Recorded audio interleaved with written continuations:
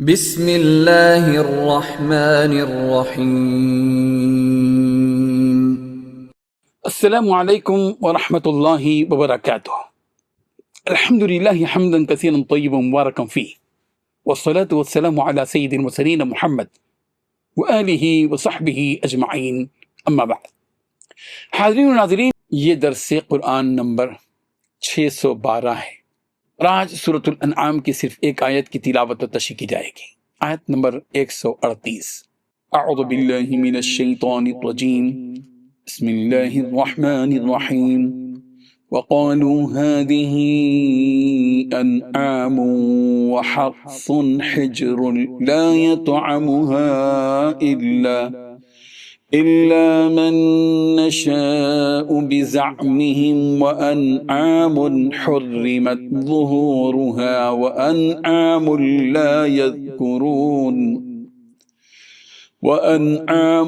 لا يذكرون اسم الله عليها افتراء عليه سيجزيهم بما كانوا يفترون۔ صدق اللہ العظیم۔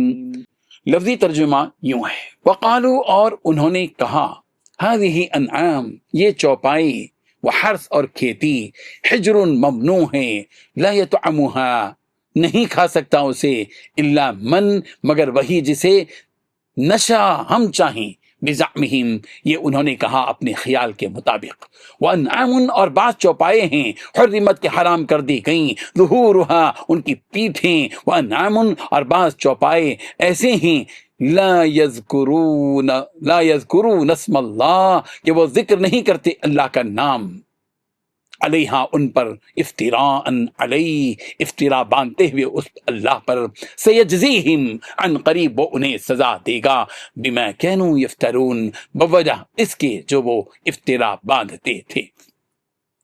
ترجمہ یوں ہیں، اور اپنے خیال سے یہ بھی کہتے ہیں کہ یہ چوپائیں اور کھیتی منع ہے، اسے اس شخص کے سوا جسے ہم چاہیں کوئی نہ کھائے، اور بعض چوپائے ایسے ہیں کہ ان کی پیٹھ پر چڑھنا منع کر دیا گیا ہے، اور بعض مویشی ایسے ہیں جن پر ذبح کرتے وقت اللہ کا نام نہیں لیتے، سب اللہ پر جھوٹ ہے، اور وہ عن قریب ان کو ان کے جھوٹ کا بدلہ دے گا۔ اس آیت میں 5 باتیں بتلائی گئی ہیں۔ پہلی بات، یوں کہتے ہیں کہ ان جو چوپایوں اور کھیتیوں پر پابندی لگی ہوئی ہے، دوسری بات، ان کا زعم یہ ہے کہ ان کو سوائے ان لوگوں کے کوئی نہیں کھا سکتا جنہیں ہم کھلانا چاہیں۔ تیسری بات، کچھ چوپائے ایسے ہیں جن کی پشت حرام قرار دے دی گئی ہے۔ چوتھی بات، کچھ چوپائے وہ ہیں جن کے بارے میں اللہ پر یہ بہتان باندھتے ہیں کہ ان پر اللہ کا نام نہیں لیتے۔ پانچویں بات، جو افطرا پردازی یہ لوگ کر رہے ہیں، اللہ انہیں ان قریب اس کا پورا بدلہ دے گا۔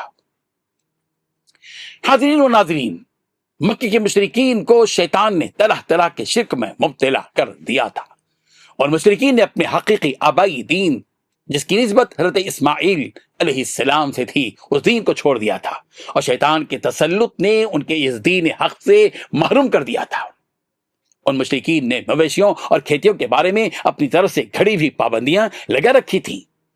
وہ یہ باطل عقیدہ رکھتے تھے کہ فلاں مویشی کو ہر شخص استعمال نہیں کر سکتا، اسی طرح فلاں کھیتی سے ہر شخص فائدہ نہیں اٹھا سکتا۔ اپنی طرف سے انہوں نے بعض حلال چیزوں کو حرام بنا دیا تھا، اور اس کے لیے باطل قسم کے قوانین بھی گھڑ لیے تھے۔ اللہ تعالیٰ نے آسمان سے جو احکام بھیجے وہ الگ تھے، اور ان کے اپنے بنائے ہوئے احکام اور قوانین بالکل الگ تھے۔ ان جاہل مشرکوں نے چوپایوں اور کھیتیوں کی 3 قسمیں بنا رکھی تھیں۔ پہلی قسم وہ چوپائے اور کھیتی کے غلے جن سے ہر ایک نفع حاصل نہیں کر سکتا تھا، وہ صرف ان کے باطل معبودوں اور بتوں کے لیے مخصوص ہوتے تھے، جن کے بارے میں ان کا یہ خیال تھا کہ یہ حجر ہیں، یعنی بتوں کے لیے مخصوص ہیں، ان کو دوسروں کو نہیں دیا جا سکتا، اور جو چاہے ان چوپایوں اور کھیتیوں میں سے نہیں کھا سکتا، اس کو تو صرف بتوں کی خدمت کرنے والے ہی کھا سکتے ہیں، اور وہ بھی مرد کھا سکتے ہیں، عورتیں نہیں کھا سکتی۔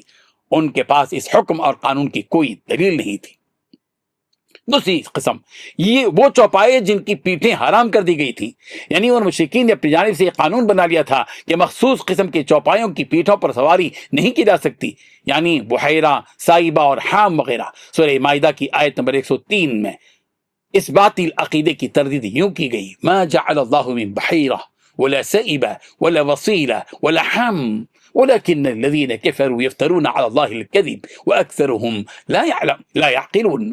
اللہ تعالیٰ نے نہ بحیرہ کو مشروع کیا اور نہ سائبہ کو اور نہ وسیلہ کو اور نہ حام کو، لیکن جو لوگ کافر ہیں وہ اللہ تعالیٰ پر جھوٹ لگاتے ہیں اور اکثر کافر عقل نہیں رکھتے۔ تیسری قسم وہ چوپائے جن پر یہ مشرکین ذبح کے وقت اللہ تعالیٰ کا نام نہیں لیتے تھے، بلکہ ان چوپایوں پر ذبح کے وقت بتوں کا نام لیتے تھے اور ان چوپایوں کے گوشت وغیرہ سے نفع حاصل نہیں کرتے تھے۔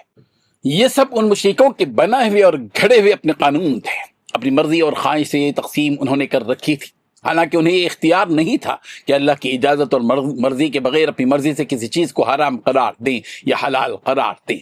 حلال وہ ہے جس کو اللہ نے حلال قرار دیا اور حرام وہ ہے جس کو اللہ نے حرام قرار دیا۔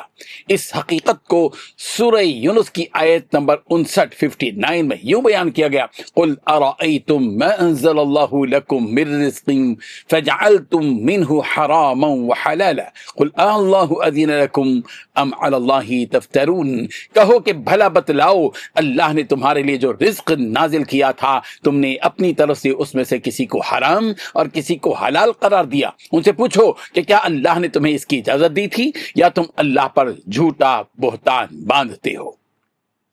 آخر میں یہ بات کہی گئی کہ سیجزیہم بما کانوا یفترون، وہ انہیں ان قریب اس بات کی سزا دے گا جو وہ بیان کرتے تھے۔ یہ ایک بڑا جرم ہے کہ اللہ تعالیٰ نے جو بات نہیں کی وہ اللہ کی طرف منسوب کی جائے، ان کے اس جرم کے بقدر ان کو سزا دی جائے گی۔ یہ ایک سخت وعید ہے جو قابل غور ہے۔ اللہ تعالیٰ ہم سب کو ان آیات پر غور و فکر کرنے کی توفیق عطا فرمائے۔ آمین وآخر دعوانا ان الحمدللہ رب العالمین۔ ڈیلی درس قرآن کو سبسکرائب کیجئے، اپنے تاثرات اور مشورے ارسال کیجئے اور متعلقین کے گروپ بنا کر انہیں روزانہ درس قرآن بھیجیں اور اجر ثواب پائیں۔